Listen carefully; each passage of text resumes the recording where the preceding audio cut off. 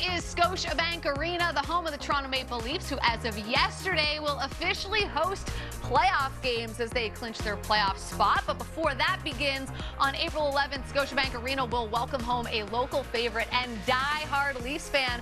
Canadian rapper Nav will finish his Never Sleep tour live in TO. He joins us now to discuss. First off, thank you for joining the show. We appreciate the time. As the Canadian in the room who spent a lot of time in Toronto, I'm just going to go right to it, Nav. You're rocking the blue and white right now. Who are we representing? Is this a personalized jersey? Give me the 411 here. I can show you. It's from Austin Matthews. You know what I'm saying? Oh, no big deal. No big deal.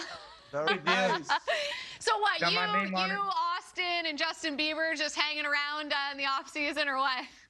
I mean, nah, I've actually never got to hang out with neither of them, but I spoke to Austin Matthews a couple of times on DM and stuff, just telling him he's the GOAT and stuff, you know? Oh, of course, Nice, of course. nice. Well, listen, we appreciate you joining the show. You know, we're going to get into the tour and everything else, but I'll start with this. Like, how long have you been a Leaf fan, and where does your love of the game come from? My love of the game really comes from a lot of my older cousins growing up were big Leafs fans. So I watched people like Matt Sundin, Ty Domi, you know, Tuckers and all that. And then also myself, like I used to go to a middle school called West Humber Junior Middle. And they used to have like a skating program. And there's an outdoor rink down the hill from the school. So they'd have like a bunch of used skates that we like use and go skate and learn how to skate. But I ended up just taking one of the skates home and teaching myself, you know what I mean? So I started playing hockey and engage. You're somebody that's you taught yourself to play the piano, you teach yourself how to skate. I mean, you haven't needed any help. You're doing nicely on your own. I mean, we could, you know, that's debatable. I did take a little bit of piano lessons, but you know, most of it self-taught. Well, how's the tour going so far, and how does it feel to be finishing it up back home in Toronto? I mean, the tour's been great. I haven't been on the road for like 3-4 years, obviously because of COVID and everything. But it just feels good to be back on the road and touching the fans and seeing these big crowds and stuff. And I've never done the Scotiabank Arena myself. The only time I've ever performed there was with The Weeknd. So I'm excited to just do this on my own and with Bryson Tiller and stuff, you know? Oh, it sounds like it's going to be a blast, Yeah. and that's just coming up in a couple of weeks. You're a Leafs fan. Are you going to rock this jersey at the concert? And, you know, how do you feel about the Leafs this year? Have you had a chance to continue following the team, even though you're on the road and you're doing shows all the time? How do you watch the games, and what do you make of the team? This season, I haven't been keeping up as much as last season, but last season we went to quite a few games with my friends, like in the boxes and stuff. We actually, unfortunately, watched the game where they got eliminated from the playoffs. Well, So, you're yeah, that was used to one of my close friends. That was his first game ever, and I'm like, wow, what an experience, man! Like, great. But you know, hopefully this year they do better. You know what I'm saying?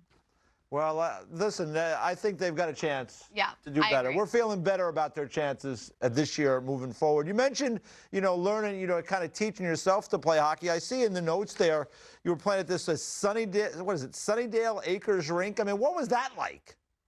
It was just really fun. Like a lot of shinny games. It give you you'll become really good at aiming the puck because there's no goalie sometimes, and you got to hit the post to score. Yeah, there was So like, was there no weird. netting? There was no netting even in No, the net? there was nets. There was proper boards, everything, like the high ones behind the net, everything. It's actually a really good rink. You could look it up on Okay. Google. It's nice.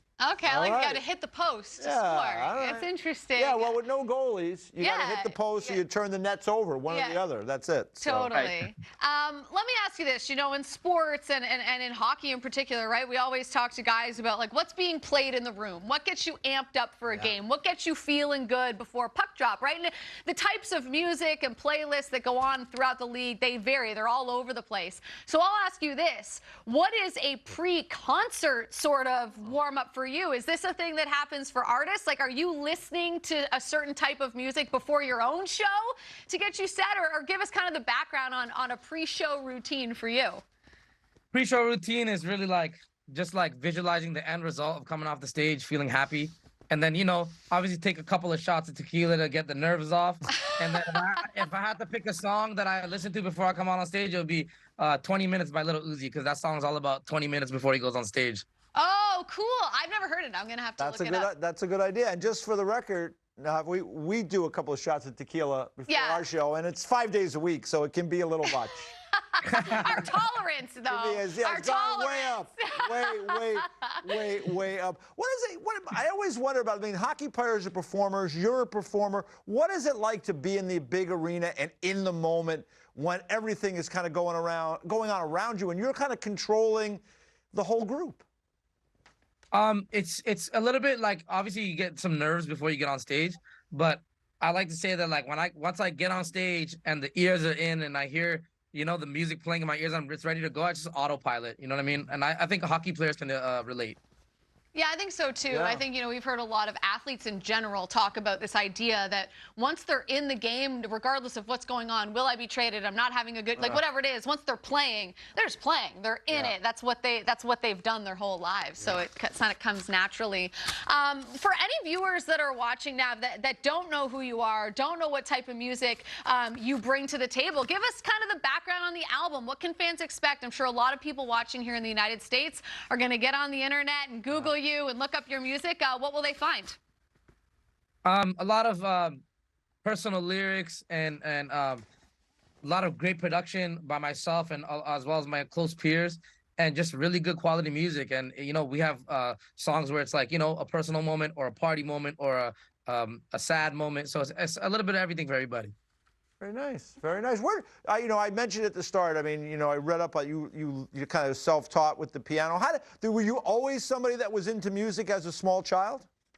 Yeah, I started making beats when I was around 15 or 16 years old. Mm-hmm. And then when it came time to graduate high school, I didn't know what I wanted to do. And having traditional Indian parents, it was kind of tricky telling them I want to go to the studio school and stuff, but they supported it. And I did that for a couple of years, and there's a lot of ups and downs, a lot of giving up. But the one more time that I hit gold, you know what I mean? Wow. Okay, so there were times where you're like, oh, I don't know if this is going to work out for me. Obviously, it now has. What made you go for that one more time? What's the background on that story?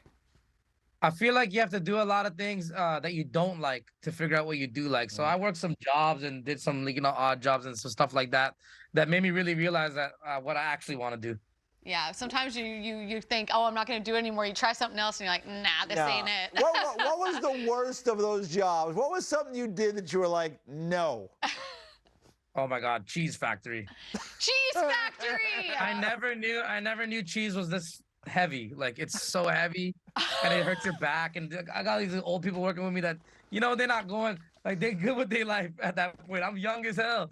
It just didn't make sense for me. The Cheese Factory, that was the end of it. That was the end of it for Nav. It's back to the studio I go. Obviously, it has really worked out. Yeah. Again, make sure That was very short-lived, though. That was only 1 week from a job agency. I got out of there in 1 week. But it was the worst job. It was the worst job. That's how bad it was. 7 days. He was done.